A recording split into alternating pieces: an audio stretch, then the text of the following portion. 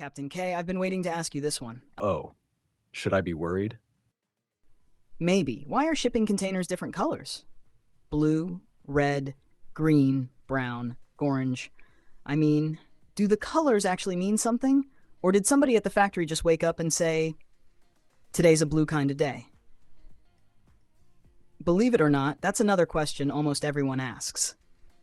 Because I had theories. I thought blue containers carried water, green containers were environmentally friendly, red containers were dangerous, and white ones, I don't know, ice cream? Don't judge me. Nobody tells us these things. Fair enough.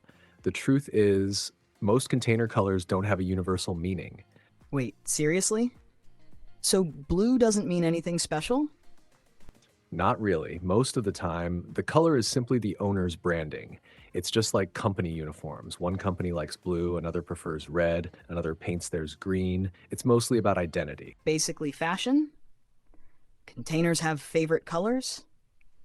You could say that, although the paint has a much more important job. Ah, I knew there had to be a catch. The paint protects the steel. Remember, containers spend years at sea. They're exposed to salt water, heavy rain, extreme heat, snow, strong winds. If they weren't protected, rust would destroy them much faster. So the paint isn't just to make them look pretty, it's basically sunscreen for steel. That's actually a brilliant way to put it. Steel sunscreen. I'm putting that on a t-shirt. Please do. But hold on. I've seen containers that are almost completely faded. Some are bright, some look like they've survived 3 world wars. As many of them probably have. A shipping container can stay in service for 15 to 20 years, sometimes even longer if it's well maintained. During that time, it travels across oceans, crosses deserts, faces freezing winters, and sits under scorching sun. Eventually, the paint fades, scratches appear, rust spots develop. That's completely normal. So when I see an old, scratched container, it doesn't necessarily mean it's unsafe? Exactly. Containers are inspected regularly. If they're structurally sound, they keep working. Cosmetic damage isn't the same as structural damage. That makes sense. Kind of like me before my morning coffee. A little rough on the outside, still functional. So listeners, the next time you see a bright blue container next to a rusty brown one, don't assume they're carrying different things. Or that one is newer because of its color.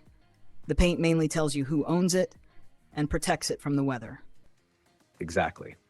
It's another reminder that in shipping, things aren't always what they seem. I love that. Every episode starts with, I thought I knew this, and ends with, I clearly knew nothing.